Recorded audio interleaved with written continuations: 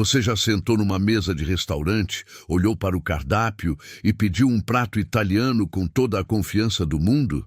Claro que sim. Todo mundo já fez isso. O fettuccine Alfredo, o frango à parmegiana, a salada César com aquele queijo parmesão por cima, pratos que carregam a Itália no nome, no cheiro, na apresentação. Pratos que parecem ter saído diretamente da cozinha de uma nona em alguma cidade do interior da Toscana. Mas e se eu te dissesse que a Itália nunca ouviu falar da maioria deles? Não é exagero, não é provocação vazia. É a verdade que a história da gastronomia esconde atrás de décadas de marketing, de restaurantes com bandeiras verdes, brancas e vermelhas na porta, de filmes de Hollywood e de receitas que se espalharam pelo mundo como se fossem antigas, como se fossem sagradas, como se fossem genuinamente italianas. A culinária italiana é, sem dúvida, uma das maiores da história humana. Isso ninguém questiona. Mas o que o mundo chama de italiano, o que você pede no restaurante, o que você cozinha em casa achando que está fazendo uma receita da Península Itálica, em muitos casos foi criado em Nova York, no México, na Áustria ou até aqui no Brasil, por imigrantes que saíram da Itália com a saudade na bagagem e chegaram num lugar novo, sem os ingredientes certos, sem a cozinha certa, sem nada, mas com uma fome enorme de criar algo que tivesse gosto de casa. E foi exatamente dessa fome que nasceram os pratos que você vai conhecer agora. 10 pratos, 10 histórias, 10 momentos em que o mundo olhou para um prato, leu um nome que soava italiano, sentiu o cheiro do queijo derretido ou do molho apurado e simplesmente acreditou numa história que nunca foi completamente verdadeira. Alguns desses pratos foram criados por acidentes de cozinha. Outros nasceram da pressão de uma noite movimentada com poucos ingredientes. Tem aquele que foi inventado por um chefe italiano, mas em solo mexicano, para clientes americanos. Tem o que Hollywood transformou em símbolo de uma culinária que nunca o reconheceu. E tem aquele que a própria Itália esqueceu e que os Estados Unidos salvaram do desaparecimento e devolveram ao mundo como um clássico. Cada história aqui vai mudar a forma como você olha para o prato na sua frente.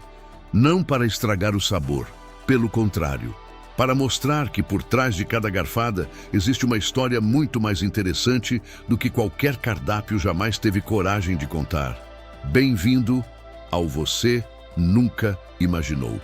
Prato 1. Fettuccine Alfredo. Pense por um segundo no fettuccine Alfredo.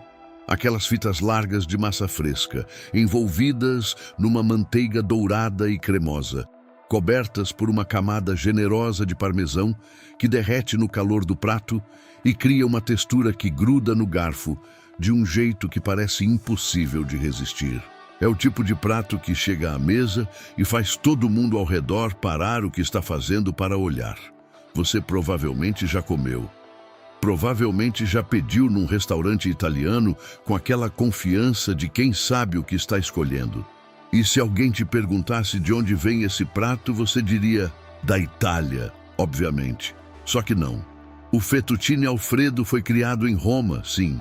Mas o que aconteceu com ele depois é uma das histórias mais curiosas da gastronomia mundial.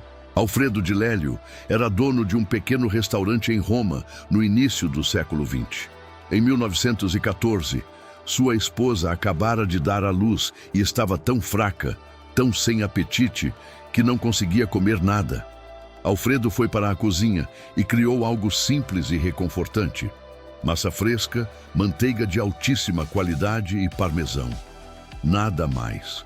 Sem creme de leite, sem alho, sem nenhum dos ingredientes que o mundo depois acrescentou à receita. Só manteiga, queijo e carinho. A esposa se recuperou. O prato ficou no cardápio do restaurante e ali poderia ter ficado para sempre. Um prato bonito, criado por amor, servido num restaurante modesto em Roma, sem grande repercussão. Mas então chegaram Mary Pickford e Douglas Fairbanks. Nos anos 1920, o casal de estrelas mais famoso de Hollywood estava em lua de mel pela Europa e passou por Roma. Entraram no restaurante de Alfredo, pediram o prato e ficaram tão impressionados que levaram a receita de volta para os Estados Unidos. Não só a receita, eles levaram o nome, a história e o encanto que Alfredo tinha de preparar o prato pessoalmente à mesa, com um garfo e uma colher de ouro que o casal tinha presenteado a ele. Nos Estados Unidos, o fettuccine Alfredo explodiu. Virou símbolo de sofisticação, de culinária italiana autêntica, de um prato que qualquer restaurante que se prezasse precisava ter no cardápio. Virou prato de escola culinária, virou referência, virou o prato italiano por excelência na imaginação americana. E na Itália? Na Itália, o prato caiu no esquecimento quase completo. Os italianos nunca desenvolveram o mesmo afeto pelo Alfredo. Para eles, massa com manteiga e queijo é coisa de criança doente, não de cardápio de restaurante.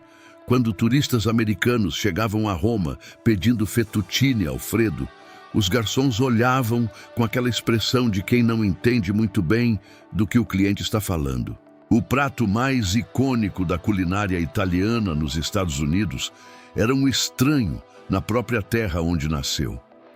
E tem mais. A versão com creme de leite, aquela que a maioria dos restaurantes serve hoje como se fosse a original, não foi feita por Alfredo. Foi uma adaptação americana para facilitar o preparo em escala industrial.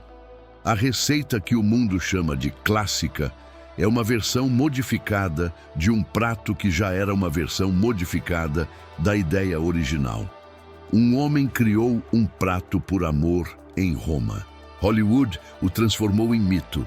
A América o espalhou pelo mundo. E a Itália ficou olhando de fora, sem entender muito bem como aquilo tinha acontecido. Às vezes o mundo preserva melhor o que um país descartou. Prato 2. Frango à parmegiana. Se existe um prato que o brasileiro conhece de cor, que está no cardápio de todo o restaurante do país, do mais simples ao mais sofisticado, que aparece em almoço de domingo, em lanchonete de bairro, em churrascaria e em restaurante italiano de shopping. Esse prato é o frango à parmegiana. Aquela camada de fresco empanado e frito, coberta por molho de tomate encorpado, queijo derretido e, na versão brasileira, uma fatia generosa de presunto que faz tudo ficar ainda mais absurdamente satisfatório. É italiano. Todo mundo sabe que é italiano. Está no nome. Só que Parma nunca fez esse prato. Nenhuma cidade da Itália fez esse prato. E o frango, especificamente, nunca fez parte de nenhuma receita italiana chamada parmegiana, até os imigrantes italianos chegarem nos Estados Unidos e reinventarem tudo. A história começa com a melanzane alla parmigiana, a berinjela à parmegiana, que essa sim é italiana, originária do sul da Itália, provavelmente da Sicília ou da Campânia. Uma berinjela fatiada, frita, coberta por molho de tomate e queijo, assada até gratinar. Prato humilde, saboroso, genuinamente mediterrâneo. Quando os imigrantes italianos chegaram ao Nordeste dos Estados Unidos no final do século XIX e início do século XX, trouxeram essa receita na memória. Mas nos Estados Unidos a berinjela era cara, difícil de encontrar, pouco valorizada. O frango, por outro lado, era abundante e barato. A substituição foi natural, quase inevitável. Trocaram a berinjela pelo frango empanado, mantiveram o molho, mantiveram o queijo e criaram um prato novo que não existia em nenhum livro de culinária italiana. O chicken parmigiana nasceu em Nova York. Não em Parma, não em Nápoles, não em lugar nenhum da Itália. E então chegou ao Brasil. No Brasil, o prato passou por mais uma transformação. Alguém, em algum momento, decidiu que faltava alguma coisa entre o frango e o queijo. E esse alguém tinha razão. O presunto entrou na receita e o frango à parmegiana brasileiro virou uma criação própria, com identidade própria, tão distante do chicken parmigiana americano quanto o americano é distante da berinjela siciliana original. Hoje o Brasil serve uma versão do prato que nem os americanos reconheceriam como a deles e que os italianos certamente não reconheceriam como sua. É um prato que viajou da Sicília para Nova York, de Nova York para o Brasil, e em cada parada ganhou uma camada nova, literal e figurativamente. E o curioso é que nenhuma dessas versões é menos legítima que a anterior. Cada uma delas foi criada por alguém que queria comer algo que tivesse gosto de casa, num lugar que não era casa, com ingredientes que não eram os de casa. Esse é o movimento que faz a culinária evoluir. Não a preservação perfeita, mas a adaptação criativa de quem não tinha outra escolha. A Itália criou a ideia. A América criou o prato. O Brasil criou a versão que o mundo deveria conhecer. E nenhum restaurante em Parma serve frango à parmegiana. Nunca serviu. Provavelmente nunca vai servir. Mas aqui, entre nós, a versão brasileira com presunto é a melhor de todas. E isso não é opinião. É um fato que qualquer um que já comeu pode confirmar. Prato 3. Pizza estilo Nova York. Antes de falar sobre a pizza de Nova York, preciso que você faça uma coisa. Pense na imagem mais famosa de alguém comendo pizza. Não a pizza num prato, com talheres, numa mesa bem posta. A imagem que vem na cabeça quando você pensa em pizza de verdade. Pizza de rua, pizza de quem tem fome e não tem tempo. Uma fatia larga, triangular, com a ponta caindo levemente para baixo pelo peso do queijo, dobrada ao meio no sentido do comprimento, sendo carregada pela mão de alguém que caminha por uma calçada movimentada. Essa imagem não é italiana. Essa imagem é nova-iorquina. E a diferença entre essas duas coisas é muito maior do que parece. A pizza nasceu em Nápoles. Isso é inegável, e a própria Unesco reconheceu a pizza napoletana como patrimônio cultural imaterial da humanidade em 2017. A pizza napoletana tem regras rígidas, quase sagradas. A massa deve ser fina no centro e mais alta nas bordas. O forno deve ser a lenha e chegar a pelo menos 430 graus. O tempo de cozimento não pode passar de 90 segundos. Os ingredientes precisam ser específicos, certificados, rastreáveis. É um protocolo, é uma filosofia, é quase uma religião. A pizza de Nova York não respeita nenhuma dessas regras. Gennaro Lombardi chegou da Itália e abriu em 1905, em Manhattan, aquela que é considerada a primeira pizzaria dos Estados Unidos. Mas o que aconteceu com a pizza dentro daquele estabelecimento e nas décadas seguintes foi uma transformação radical. A cidade ditou o formato. Nova York, nos anos 1900, era uma máquina humana em movimento constante. Imigrantes trabalhando 12, 14 horas por dia, sem tempo para sentar, sem dinheiro para mesa e garçom. Precisavam comer rápido, em pé, andando, sem parar. A pizza napoletana não foi feita para isso. A pizza nova-iorquina foi. A fatia triangular larga, que pode ser comprada individualmente, dobrada ao meio para não perder o recheio, carregada numa mão enquanto a outra segura o metrô ou a pasta de trabalho, foi uma solução urbana para um problema urbano. A massa ficou maior, mais fina no centro para dobrar sem quebrar, mais resistente para aguentar o peso do molho e do queijo. O queijo se espalhou até as bordas. A fatia cresceu até ficar desproporcional, generosa, quase absurda, e funcionou tão bem que o mundo inteiro copiou. Hoje, quando alguém pensa em pizza americana, pensa em Nova York. Quando pensa em pizza de rua, pensa em Nova York. Quando pensa em comer pizza andando, sem prato, sem talher, sem cerimônia, pensa em Nova York. A imagem da pizza que dominou o imaginário popular do século XX não foi criada por nenhum pizzaiolo napolitano. Foi criada pela velocidade e pela fome de uma cidade que não parava. A Itália tem a tradição. Nova York tem a iconografia. E no mundo moderno, iconografia costuma vencer. Nápoles criou a pizza. Nova York criou a forma de comer pizza, que o mundo copiou por mais de 100 anos. E essa distinção, pequena na aparência, carrega o peso de toda uma cultura que se espalhou pelo planeta usando o nome de outra. O formato às vezes supera o original, e quando supera, raramente pede licença. Prato 4. Espaguete com almôndegas. Existe uma cena que praticamente todo mundo conhece. 2 cachorros num beco, à luz de velas, dividindo um prato de espaguete. A massa vai sendo sugada pelos 2 lados até que seus focinhos se encontram no meio, num beijo acidental. A cena é de Lady e o Vagabundo, de 1955, e é provavelmente a imagem mais romântica que o cinema já produziu envolvendo comida. O prato que os 2 dividem é espaguete com almôndegas ao molho de tomate. E essa cena, vista por gerações inteiras em todo o mundo, fixou na memória coletiva uma ideia muito clara. Espaguete com almôndegas é o prato italiano por excelência. É o centro da culinária italiana. É o que uma nona faz num domingo à tarde, enquanto a família se reúne em volta da mesa. Só que nenhuma nona italiana colocaria almôndegas em cima do espaguete. Nunca, em nenhuma circunstância. Na Itália, a regra que separa a massa de carne não é uma preferência pessoal.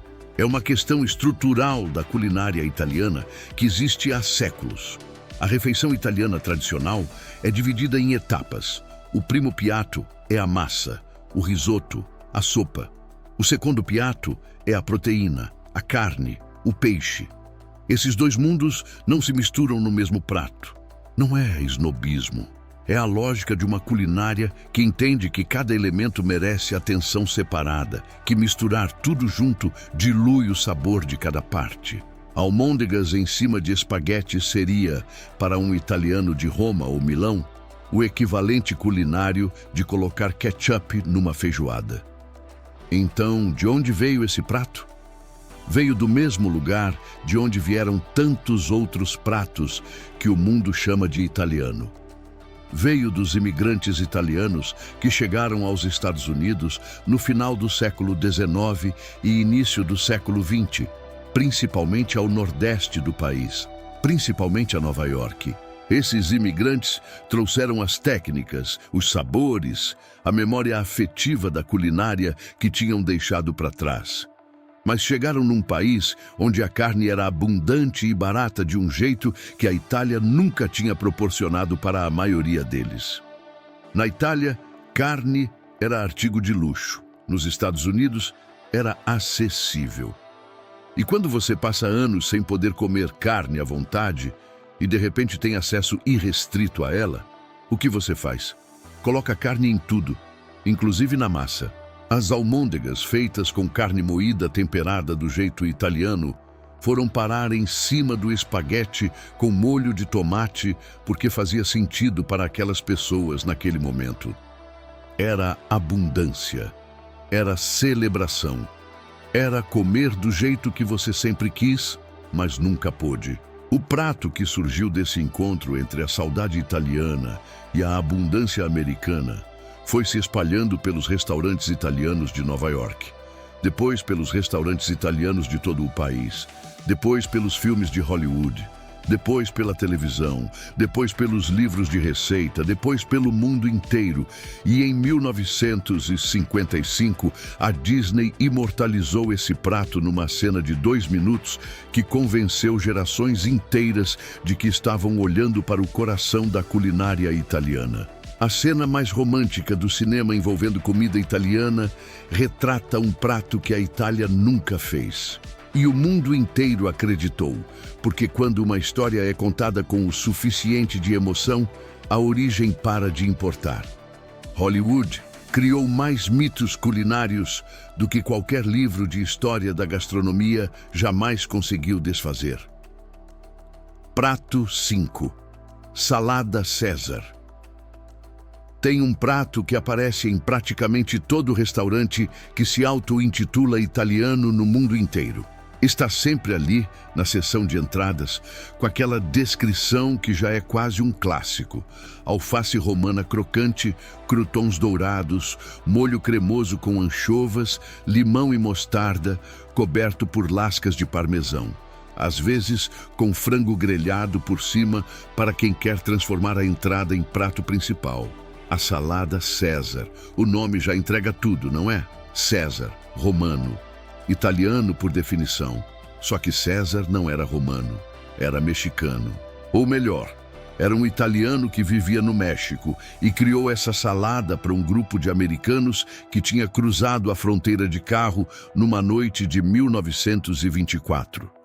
César Cardini nasceu na Itália, emigrou para a América do Norte e acabou se estabelecendo em Tijuana, no México, onde abriu um restaurante. Tijuana era destino frequente de americanos da Califórnia, especialmente durante a Lei Seca nos Estados Unidos, quando o álcool era proibido no país e bastava cruzar a fronteira para beber legalmente. Num fim de semana de julho de 1924, o restaurante de Cardini estava lotado e a cozinha estava quase sem ingredientes. Era feriado do Dia da Independência americano. O movimento tinha sido muito maior do que o esperado e o estoque estava praticamente zerado. Cardini foi para a cozinha e olhou para o que tinha disponível: alface romana, pão velho, ovos, limão, azeite, molho inglês e parmesão.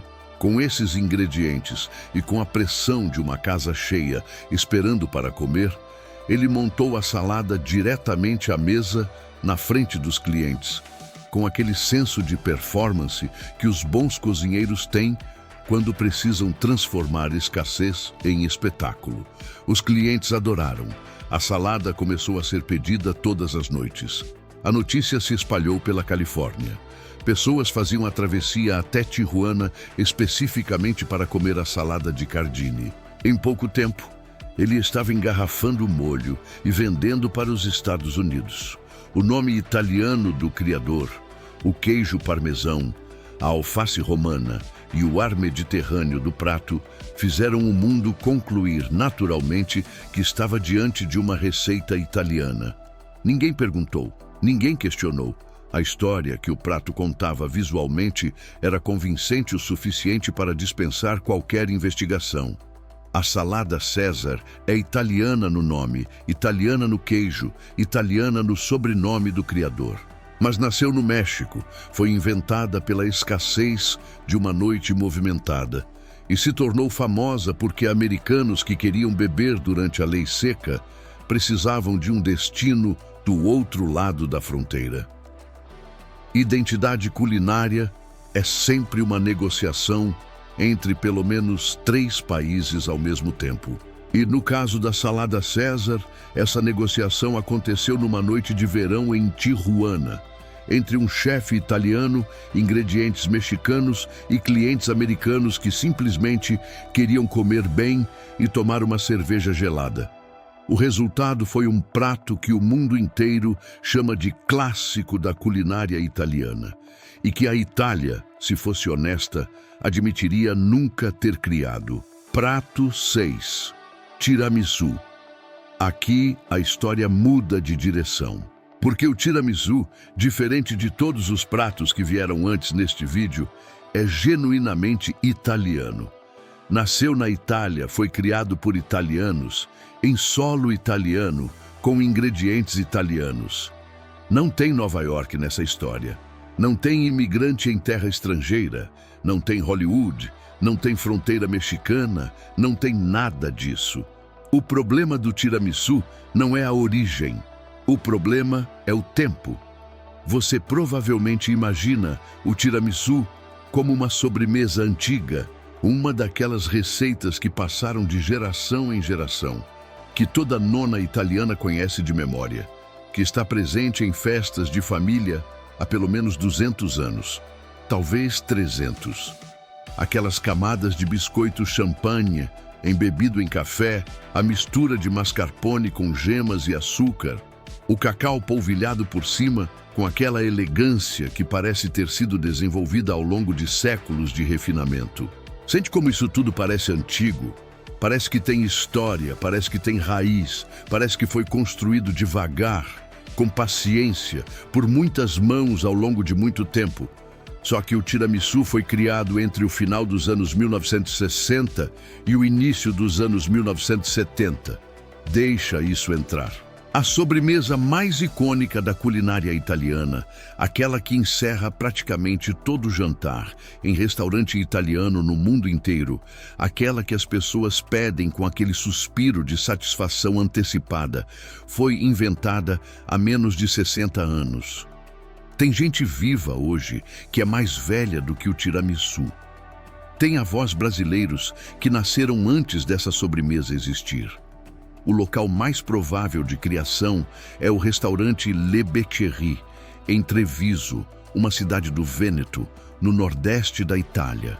A família Campeol, proprietária do restaurante, e o chefe Roberto Linguanotto são os nomes mais citados como criadores da receita original. As primeiras menções documentadas da sobremesa em sua forma atual datam de meados dos anos 1970. Mas aqui está a parte mais interessante de toda essa história. Desde o momento em que o tiramisu começou a se espalhar pelos restaurantes italianos e depois pelo mundo, ele foi apresentado e recebido como uma receita tradicional, como algo que sempre existiu, como se tivesse raízes profundas na culinária italiana. Ninguém questionou, ninguém pediu comprovação histórica. O prato tinha a cara certa, o nome certo, os ingredientes certos, e isso foi suficiente para o mundo aceitar sem perguntas que aquilo tinha séculos de história. A Itália é absolutamente extraordinária nisso. Nenhum outro país no mundo consegue fazer um prato novo parecer antigo com tanta eficiência e tanta naturalidade. É quase um dom cultural. É a capacidade de criar algo ontem e apresentá-lo hoje como se fosse herança de gerações passadas, como se existisse uma nona mítica em alguma aldeia do interior que já fazia isso quando a bisavó da sua bisavó ainda era criança. O tiramisu não tem essa nona. Tem um restaurante no Vêneto, tem uma família chamada Campeol, tem um chefe e tem uma data que cabe inteira dentro da vida de pessoas que ainda estão aqui para contar. E mesmo assim, toda vez que esse prato aparece numa mesa, ele carrega consigo o peso de uma tradição que não existe, a autoridade de uma antiguidade que nunca teve, e o charme irresistível de uma mentira que todo mundo prefere não desmanchar, porque o prato é bom demais para merecer a verdade. A Itália é a melhor do mundo em envelhecer pratos novos. E o tiramisu é a prova mais deliciosa disso. Prato 7. Ciabatta. Feche os olhos por um segundo e pense num pão italiano. Não a focaccia, não o pão de forma industrializado. O pão rústico, aquele de casca crocante que esfarela levemente quando você pressiona com os dedos. De miolo cheio de buracos irregulares que prendem o azeite, o molho, a manteiga. O pão que chega à mesa antes do prato principal e que desaparece antes de qualquer coisa ser servida. O pão que parece ter saído de uma padaria medieval, que parece ter alimentado camponeses italianos por séculos, que parece carregar no cheiro e na textura toda a história da culinária rústica mediterrânea. Esse pão é a ciabatta.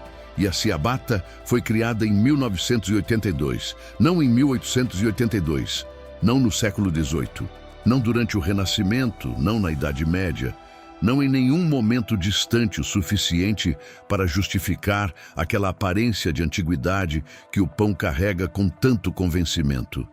Em 1982, ano do filme ET, o extraterrestre, ano da Copa do Mundo na Espanha, ano em que o Compact Disc foi lançado comercialmente. A ciabatta é contemporânea do CD. Arnaldo Cavallari era padeiro e ciclista amador na cidade de Adria, no Vêneto, a mesma região do tiramisu, por sinal. No início dos anos 1980, Cavallari estava preocupado com um problema muito concreto e muito comercial: A baguete francesa estava invadindo o mercado italiano de pães. Os italianos estavam comprando pão francês, comendo pão francês, preferindo o pão francês ao pão italiano. Para um padeiro italiano com orgulho da própria tradição, isso era inaceitável. Cavallari decidiu criar um pão italiano que pudesse competir com a baguete. Não copiando a forma francesa, mas criando algo completamente diferente. Algo que fosse inconfundivelmente italiano, que tivesse personalidade própria, que respondesse à invasão francesa com uma alternativa local à altura. Depois de meses de experimentos com farinhas, hidratação e técnicas de fermentação, chegou ao pão achatado, alongado, de casca fina e crocante e miolo aberto e aerado que batizou de ciabatta, que em italiano significa exatamente isso, chinelo. O nome veio da forma do pão, que lembra um chinelo velho e largo. Cavallari não apenas criou a receita, ele patenteou. Registrou o nome, a fórmula, o processo. A ciabatta tem uma data de nascimento oficial, um criador identificado e uma patente registrada. É um dos poucos pães do mundo com documentação completa de origem. E mesmo assim, o mundo inteiro trata a ciabatta como se fosse um pão ancestral, como se tivesse existido desde sempre, como se padeiros medievais italianos já a tirassem do forno de pedra enquanto Dante escrevia a Divina Comédia. Não existia. Foi criada para vencer uma disputa comercial entre a Itália e a França no mercado de pães dos anos 1980. O pão mais rústico e mais aparentemente ancestral da culinária italiana foi patenteado no mesmo ano em que Steven Spielberg apresentou ao mundo um alienígena querendo voltar para casa. Aparência de tradição e tradição de verdade são coisas completamente diferentes, e nenhum pão do mundo entende isso melhor do que a ciabatta, que convenceu o planeta inteiro de que era antiga antes mesmo de completar 50 anos de existência. Prato 9. Molho marinara. Este é o tópico que muda tudo. Não só para este vídeo, mas para tudo que você pensava saber sobre a culinária italiana. Os 8 pratos anteriores contaram histórias de receitas criadas fora da Itália, adaptadas por imigrantes, reinventadas por Hollywood, patenteadas nos anos 1980. Cada história foi uma surpresa, mas todas elas tinham um limite claro. No fim, a culinária italiana em si permanecia intacta. A Itália pode não ter inventado o fettuccine Alfredo que o mundo conhece, mas inventou a massa. Pode não ter criado a pizza nova-iorquina, mas criou a pizza. Pode não ter feito o frango à parmegiana, mas fez a berinjela à parmegiana, que inspirou tudo. Mas agora chegamos ao molho marinara. E aqui o argumento vai mais fundo. O molho marinara é a base de tudo. É o ponto de partida de incontáveis receitas italianas. É o molho vermelho que cobre a pizza, que acompanha a massa, que define o sabor que o mundo inteiro associa à Itália. Sem o marinara, não existe pizza margherita. Sem o marinara, não existe lasanha. Sem o marinara, não existe praticamente nada que você chama de culinária italiana tradicional. E o marinara só existe porque o tomate veio das Américas. O tomate é originário do México e do Peru. Foi cultivado por povos indígenas da América Central e do Sul por pelo menos 6.000 anos antes de qualquer europeu ter pisado nessas terras. Quando Cristóvão Colombo voltou da América em 1493, trouxe o tomate para a Europa. E o que aconteceu a seguir é uma das histórias mais estranhas da história da alimentação humana. Os europeus acharam que o tomate era venenoso. Não é exagero. Por mais de 200 anos, o tomate ficou na Europa como planta ornamental, cultivado em jardins por causa das folhas e das cores, mas raramente consumido. Havia suspeitas de que fosse tóxico, e em alguns casos havia razão para isso, já que as folhas do tomateiro pertencem à família das solanáceas, e de fato contém substâncias prejudiciais em grandes quantidades. O tomate chegou à Itália no século XVI. E os italianos levaram até o século XVIII para começar a incorporá-lo de forma significativa na culinária. 200 anos de convivência com o ingrediente antes de usá-lo de verdade. Antes disso, a culinária italiana usava outros ácidos, outros molhos, outras bases. A cozinha italiana pré-tomate era uma cozinha completamente diferente da que o mundo conhece hoje. Quando o tomate finalmente entrou na cozinha napolitana no século XVIII, aconteceu algo extraordinário. O ingrediente foi absorvido com uma velocidade e uma profundidade que fizeram parecer que sempre tinha estado ali. Em menos de 100 anos, o tomate se tornou tão central para a culinária italiana que ninguém mais conseguia imaginar como a Itália tinha cozinhado sem ele.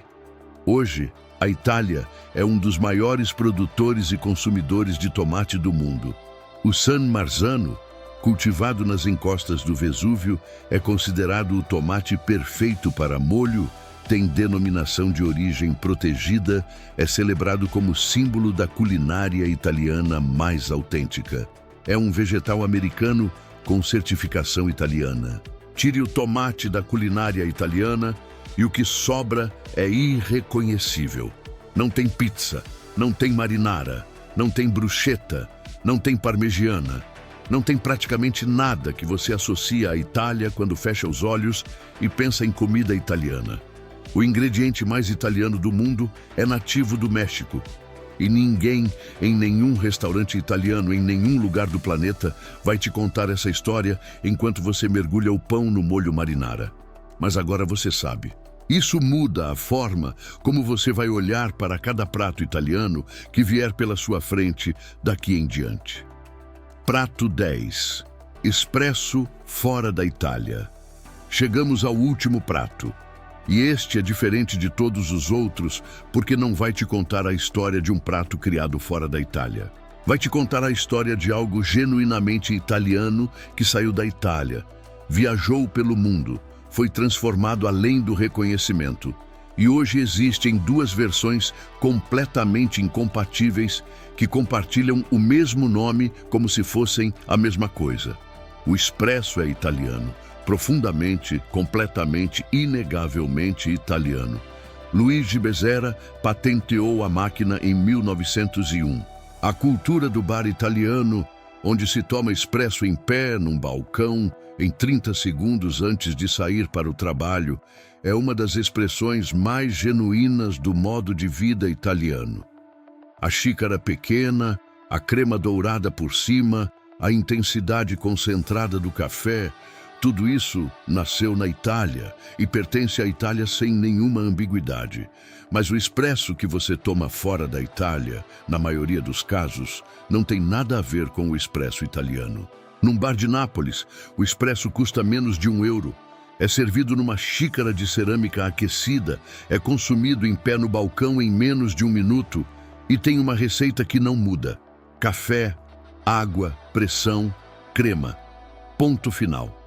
Nenhuma variação, nenhuma personalização, nenhuma opção de tamanho, nenhum sabor adicional, nenhum leite vegetal, nenhum xarope de baunilha, nenhum nome inventado em italiano truncado para soar sofisticado. Agora, pense no que o mundo chama de espresso. Existe o espresso duplo em copo grande com leite de aveia e uma bomba de caramelo por cima. Existe o espresso tônica gelado com raspas de laranja. Existe o espresso com 3 shots servido num copo de 500 ml cheio de gelo e chantilly.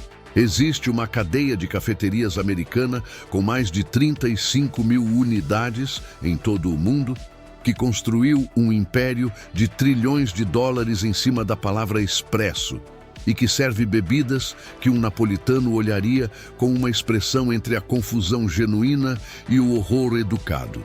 O Starbucks é o maior divulgador da cultura do espresso no mundo e os italianos preferem não falar sobre isso. Quando a Starbucks tentou abrir sua primeira loja em Milão, em 2018, o debate na Itália foi intenso. Havia quem achasse que era uma invasão cultural, uma deturpação, um desrespeito a uma tradição centenária. Havia quem achasse que era inevitável e que a Itália deveria se adaptar. O que ninguém podia negar é que a empresa americana que mais lucra com o nome Espresso no mundo serve um produto que não teria passado nem 5 minutos no cardápio de nenhum bar italiano tradicional.